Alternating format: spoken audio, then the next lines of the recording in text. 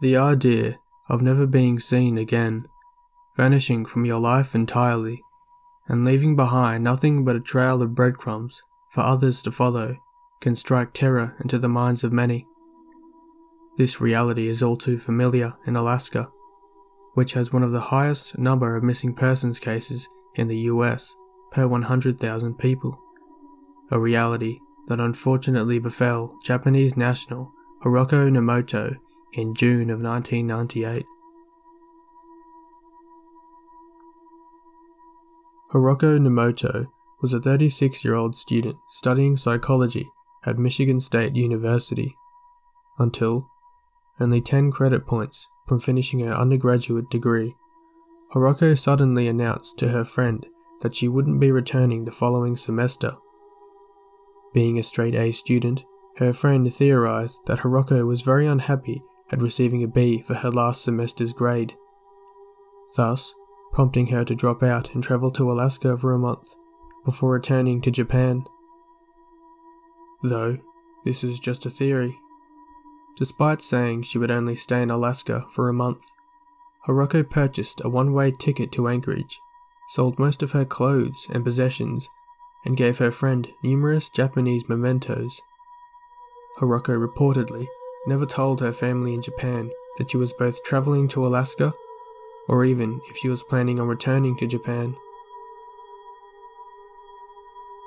Upon arriving in Anchorage on June 3, 1998, authorities determined that she traveled to Denali National Park and stayed at the Denali Winsong Lodge.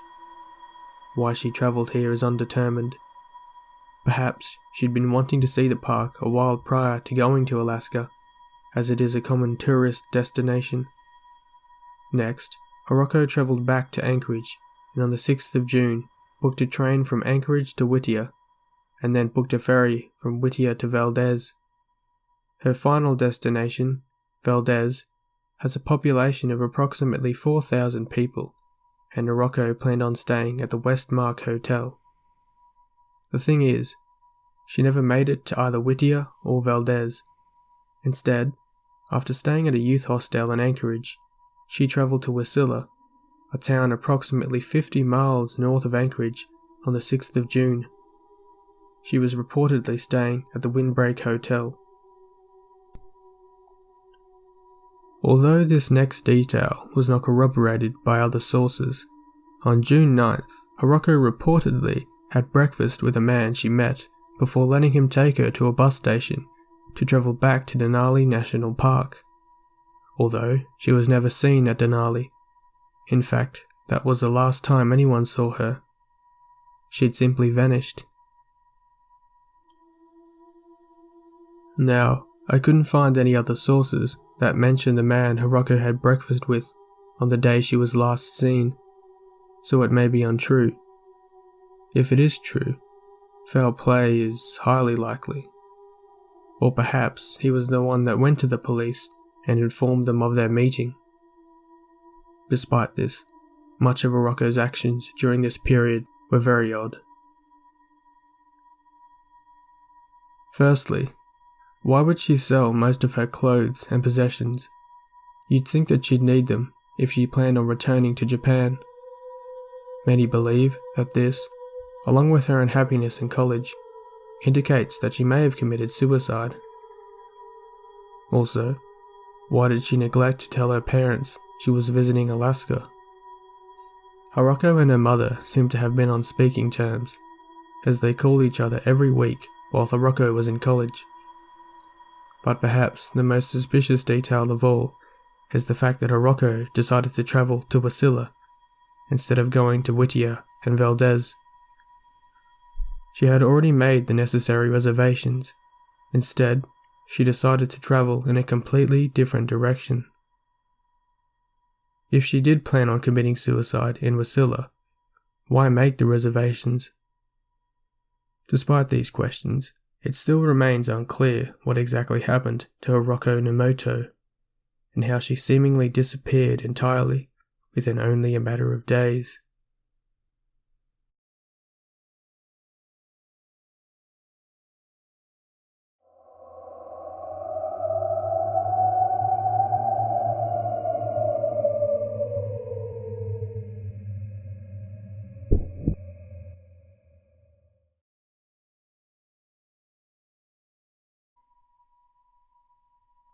Erin Marie Gilbert was a 24-year-old who worked as a nanny in Anchorage, living with her sister at the military installation.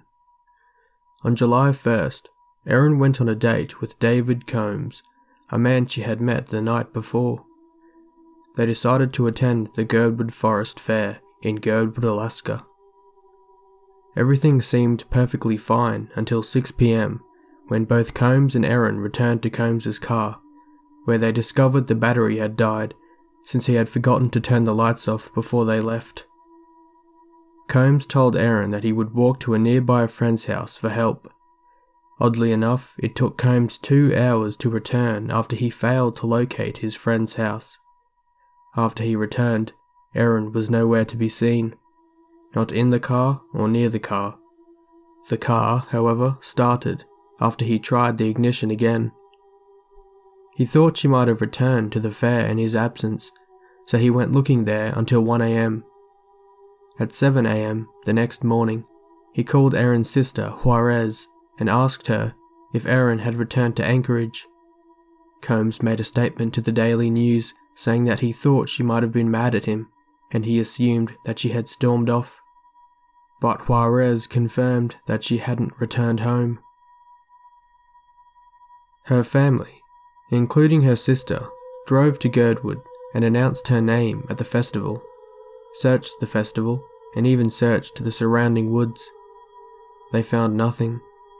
So, authorities were contacted and a search was conducted, including helicopters and search dogs, but she still wasn't found. There's something very eerie about a person who goes missing in a public place, leaving behind barely any evidence to indicate they were even there. What I found strange is that each source stated that Combs, her newly found date, was not being investigated. There's really no evidence to suggest he had anything to do with her disappearance, but I just found that kind of odd. According to Erin's sister, Erin wasn't an outdoorsy person. She'd only been in Alaska for about a year, and so she would never have just gone into the woods alone. Her family also corroborated this by saying that she was responsible, and it would be uncharacteristic of her to leave and go into the forest behind Girdwood. It is unlikely that someone unaccustomed to the Alaskan wilderness would decide to venture out there, especially at night. So, what could have become of her? Well, if we assume that she was in the car and with the car doors locked, you'd need to smash the windows to abduct her. But there were no signs of forced entry, so it's plausible she was already outside of the car, unless something persuaded her to get out. Perhaps she grew impatient and decided to return to the festival and was met with misfortune there, or walking along the paths. Alternatively, maybe she went to the bathroom and simply never made it back. Some internet sleuths on the Web Sleuths forum pointed out another interesting theory. The murder and rape of an 18-year-old woman, Bonnie Craig, occurred only 10 months prior, on September 28, 1994. Kenneth Dion raped and killed Bonnie by McHugh Creek, only a 25-minute drive from Girdwood. Reportedly, Dion was living around the same area at the time, and he wasn't found out until 2007 through DNA analysis that linked him to the crime all those years before. But this is all just speculation. It is still interesting to note, however. Unfortunately, it is unlikely we will ever know what happened to Erin. Her family has always suspected foul play, and that she is most likely deceased. Sadly, her sister Juarez stated that she continues to fly to Anchorage every few years to walk through the woods and search for Erin. "I will never give up on looking for her," she said.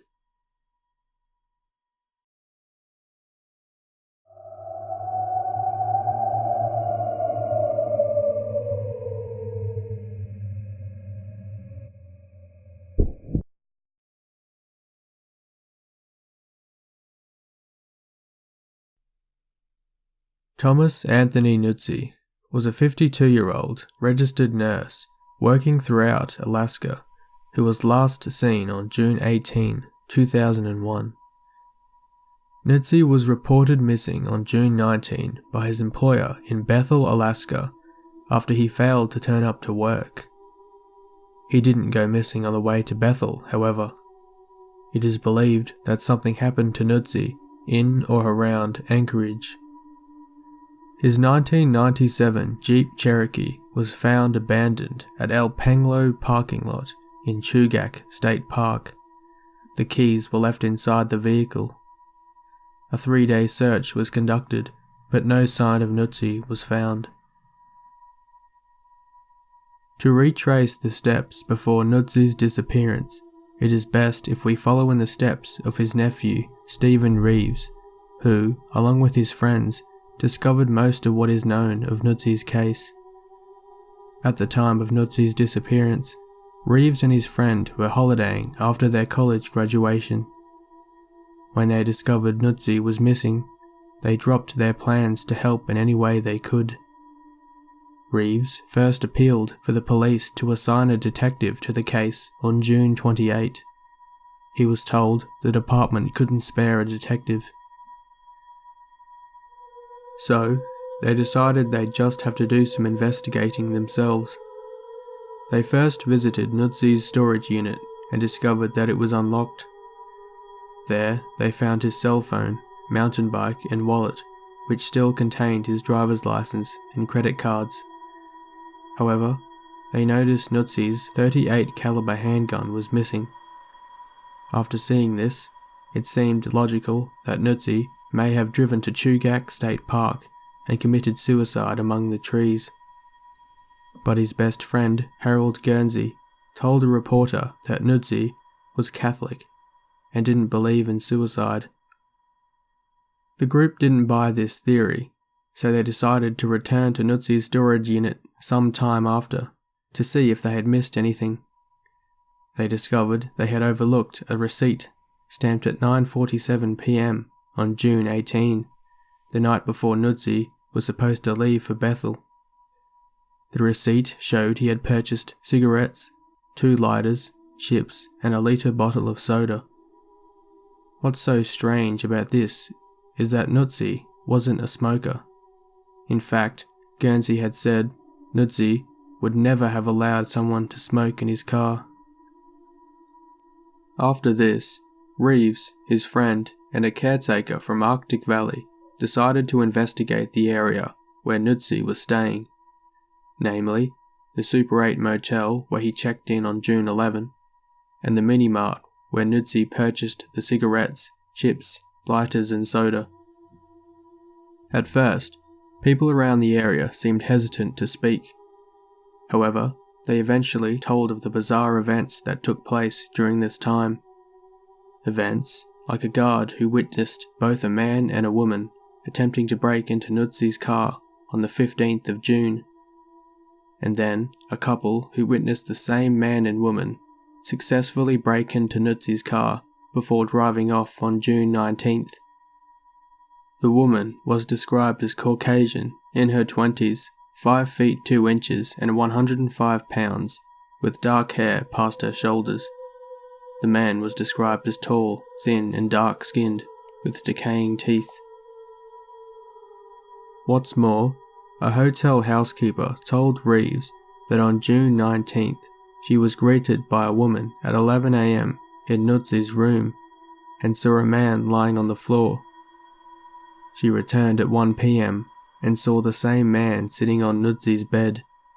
She then forced him to leave as Nuzzi had not officially checked out. The couple described in these scenarios are considered prime suspects in Nuzzi's case, especially with the consideration of this next detail. Reeves and his friends visited the mini-mart where the manager agreed to show them CCTV footage of Nuzzi purchasing the items. What's creepy is that the same woman that tried to break into his car with the tall man on the 15th, just 3 days before, was standing next to Nuzzi while he was purchasing these items. this was officially the last time anyone saw Thomas Nuzzi again.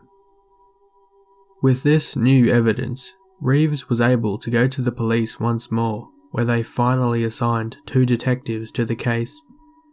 But still, nothing turned up. I think it's safe to say that this mysterious couple had something to do with Nuzzi's disappearance.